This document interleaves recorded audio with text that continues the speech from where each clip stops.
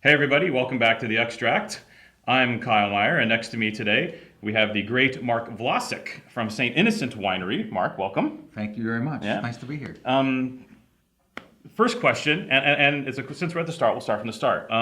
What were you doing in 1987? In '87, I was in Oregon, living in Salem, practicing pediatrics as a physician assistant, and I had gone to Fred Arterberry, who was the first Oregonian to make sparkling wine, and said, I want to be a winemaker. I want to start a winery. Will you teach me? And he said, okay, come next Tuesday. I'm disgorging. Show up and I'll teach you something. And that started a 2-year process where I basically, every time Fred did something in the cellar, and winemakers do a lot of other things than just sit in a cellar and make wine, but every time for 2 years he did something in the cellar, I showed up and asked a lot of questions and got dirty and sticky and slimy and scrubbed a lot of things and learned an enormous amount. So he was really my mentor, and his winery was actually across the street from Irie, which was Oregon's first Pinot Noir producer that stayed as a Pinot. There was 2 guys that actually made Pinot Noir in the beginning, but only one kept it going, and that was David Ladd at Irie. Right. And that was sort of the beginning 50 years ago of 50 industries. Only 50 years. What made you make that phone call? Had you had a previous wine epiphany, or what made you dork out to that extent? I give more than Arterberry a dorked call? out. I lost my mind. Here's Johnny. Yeah. So I was very blessed in that I grew up with wine and food. My mother studied with a French master chef for a whole decade, just to cook at home. I mean, she didn't want to be a chef. And my father collected wine, and as a hobby, he also had an importer's license as a hobby. Because I grew up in Wisconsin, and you just couldn't go down in the late 1950s, early 1960s to your local liquor store and find very much other than really uninteresting wine. Right. So he dabbled with some importers in Chicago, and then hooked up with an importer in Wisconsin, and they would send him to France to buy wine for the 17 retail stores that this guy also owned. Got it. And so I tasted amazing wines, and that was kind of the background. When I moved to Oregon, I started tasting Oregon wine because I tasted wine wherever I was, because I drank wine regularly. And that was in 1980 when I went into Oregon. In 1983, I read an article in Bon Appetit magazine, and Andre Cheleschev was quoted in the article as saying, "The greatest sparkling wine in America will be made in Oregon, not California, because Oregon is the right place to grow the grapes of Champagne, Pinot Noir, and Chardonnay." And I literally said, I'm going to do that. Okay. And it was like, I'd never thought about that before.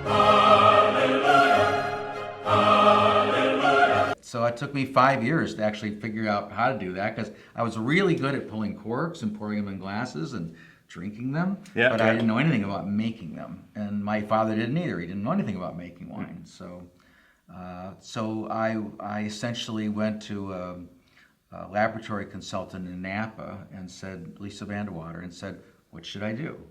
And she said, well, how much wine do you want to make? And I said, I don't know, 6,000 cases, something like that. And she said, then don't go to Davis. Go find somebody that does what you do. I'll teach you the lab thing, and you can work in vineyards, and you can learn all that. But if you go to Davis, you're going to learn to make 100,000 to many millions of cases, and that's not what you want to do. Yeah. And so Great advice. I said, okay, I'll do that. And so I worked with Fred for 2 years, and that was incredible. Yeah. He was an amazing mentor. And I know early on the wines were, I would say, from my early experiences, the wines, they were, because everyone wants to use the term Burgundian inspired, but I don't know if were they Burgundian inspired, were they old Oregon inspired, were they, because you were making a particular type of wine, even as we got into early to mid 90s, that was already counterculture to what a lot of Oregon was trying to do at the time, i.e. to me, emulate a North Coast style of California, Pinot Noir. Bigger, bolder. We had 90 vintage. We had 90. We had big years, 94. Yeah. You always ran a little counterculture to that. That's because you were sticking. Was that because you were sticking to your guns based on your first concepts of a style for St. Innocent, or was it, what was the thought process behind that? Because you weren't adored by everybody right at the start. Yeah.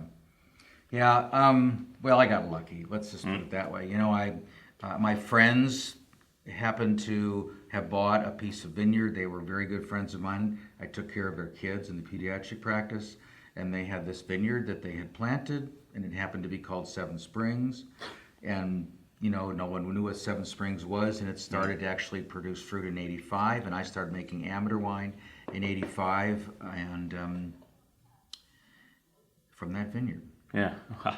And then in '88, when I started the wine, I was like, well, I'd like to buy some grapes and make some Pinot Noir, and they were like, sure, you want to make some Chardonnay? Yeah, I'll make some Chardonnay. So I made vineyard designated Chardonnay from the first year. There was unfortunately a crop failure in that first year in '88 at Seven Springs, and I got these like little few boxes that like would fit in this table just about. It was abysmal. It's like, well, that's not enough to do anything. So I actually had another vineyard that I was going to use for sparkling grapes. Now, obviously, I wanted to make sparkling wine from the beginning. And I ended up putting those together. So it was called Willamette Valley instead of Seven Springs. In the second year, I thought, well, this is going pretty well. I'll get some more grapes. And a friend of theirs who had a vineyard 3 miles away, Pat O'Connor, said, well, I hear you're a really good winemaker. I'm like, who'd you hear that from? I made like half a wine. I haven't made any wine yet. And he said, if you need some more fruit, So I went and I looked at Pat and I said, okay, that looks good. I'll take that.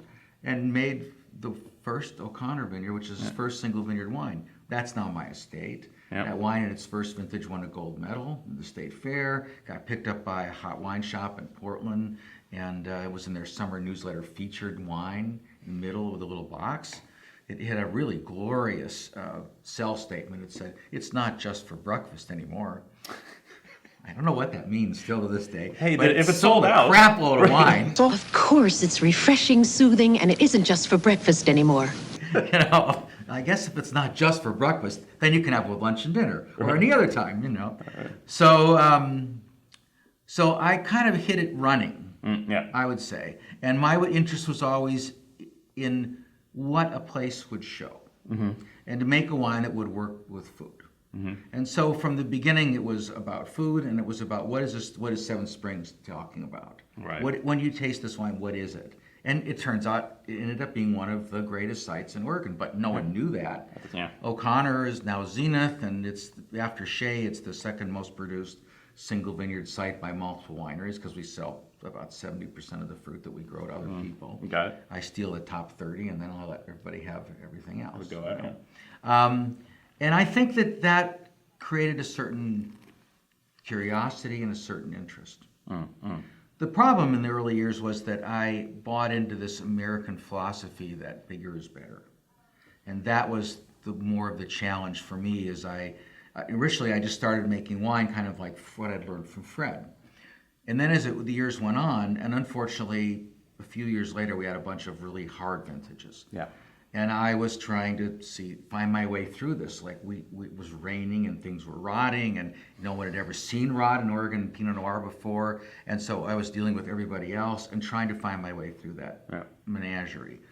And made some mistakes. Made things bigger, extracted more, made some wines that were a bit awkward and difficult. And that went on until '98. When after 10 years, I finally had enough dough that I could go to Burgundy and Alsace and Champagne and Piemonte and taste wine for a month and just kind of like experience. Yeah. And that was profound. And I went out to Estertag, which really guided the Pinot Gris and Pinot Blancs that I make. And I actually had already met but visited Christine Giebourg from Winery Giebourg and Von Romanet. They're good. And that's pretty that's pretty good wine. Pretty good stuff, yeah. And in her cellar, I was tasting, and I had this moment. It wasn't quite a seizure, but it was pretty close. And Was it the Rachat and everything? It was actually at it was at Clos-Vougeot. Clos-Vougeot. Yeah. And I realized that it was not about how much she put in the wines, but it was about how perfectly balanced they were. And I just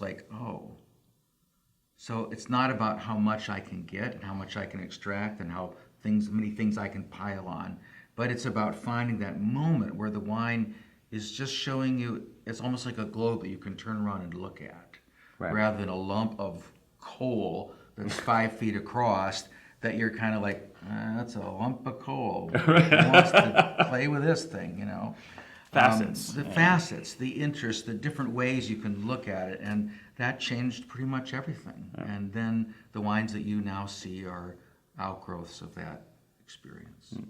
What have you picked up just in the last maybe 10, 12 years? Because now you have these wonderful, exquisitely balanced wines. Thank you. On point, great precision, wonderful fruit. I mean, I love drinking these wines.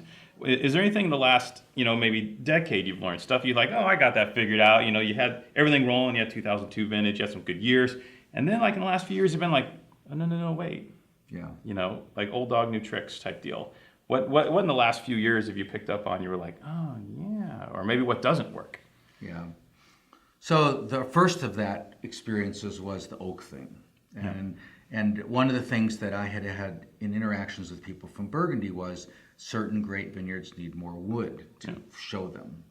And so I kind of bought into that for a while. And around 2001, I had wines that were over 50% new wood, which is still a pretty common way to make Pinot Noir. Yeah. But I found that to be horrible. Yeah. I felt like you were, if I want you to taste the vineyard, then what I want you to do is to taste the vineyard. If I use a lot of new wood, you taste Monsieur François Frère, Right. or Monsieur Terenceau, or the Gouge family, or you taste something else than what comes from the place. Right. And I think that oak is important to balance out a wine, but it's about balance rather than adding a flavor profile, which unfortunately Americans really love. But I decided that was way too much. Yeah. And I started dropping the amount. And I've literally dropped the amount from 70, 60, 50, 40, 30, 20. And now I'm using in the low to middle 20% new wood, where I don't really find the wood in the wine. It's just supporting the facets.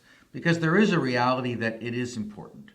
And so that was one important thing. The next important thing was the whole Chardonnay question, which we were talking about earlier, which was basically, we didn't have a very good experience early on in the Oregon's history because unlike the Pinot Noir clones we brought out of California that did wonderfully in Oregon, we brought a Pinot or Chardonnay clone that was much more appropriate to Bordeaux, and we don't. We have Burgundy. It's a much colder place. Yeah. We're talking in heat units, which is just kind of a measure of how much heat accumulates in the growing season.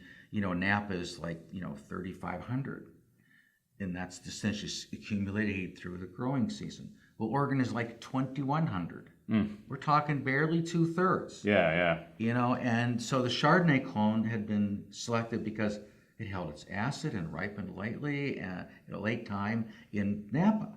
And it worked really well. Great there. But in Oregon, it never got ripe. Never got ripe, Or rarely got ripe and caused problems. And thank God David Adelsheim realized that early on and went back to Burgundy, used his connections to say, I'm interested in bringing in some different clones that might ripen in Burgundy, which is very much like Oregon, and how much heat it has. Yeah. But this particular wine, this Freedom Hill Chardonnay, which is this lovely baby, I had originally thought this vineyard is warm. It gets ripe, but it's also quite windy and cold at night. So it has a lot of acidity. So I have the makings of a big Chardonnay. So I should make a big Chardonnay out of it, right? And that means in America, that means fermented in new barrels, and stir the lees and leave it on the lees a long time, and do all those things. And what I've made was not something that I loved.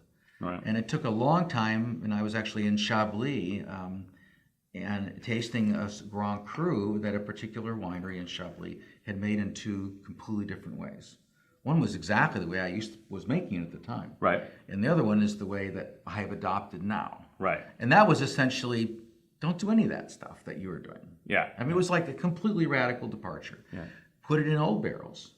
Don't stir the lees. Don't do anything to it, and don't leave it a long time. Yeah. So literally, it's fermented in completely neutral barrels. The newest barrel is 2006 now. I mean, there's no oak flavor in them anymore. But they're in a barrel, and that gives you a lot of lees contact, the concentration, and every time you pull the bung to top it up, there's a little layer of air that coats the surface just for a second or for 20 seconds that it takes to top it up, and then you put the bung back in. But that little bit of oxygen moves the wine along and broadens it and builds these textures in the mouth.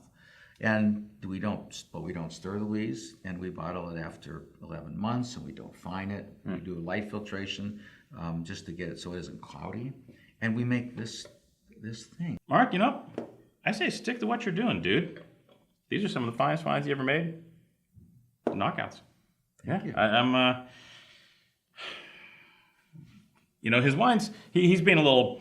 Even in the mid '90s, the wines were still pretty damn good. So even as this guy was struggling to find his way, I didn't turn down a glass in the mid '90s, sir. Thank you. I finished every one. Mark Vlossak in the house. Thanks so much for coming today. That was Appreciate it. awesome.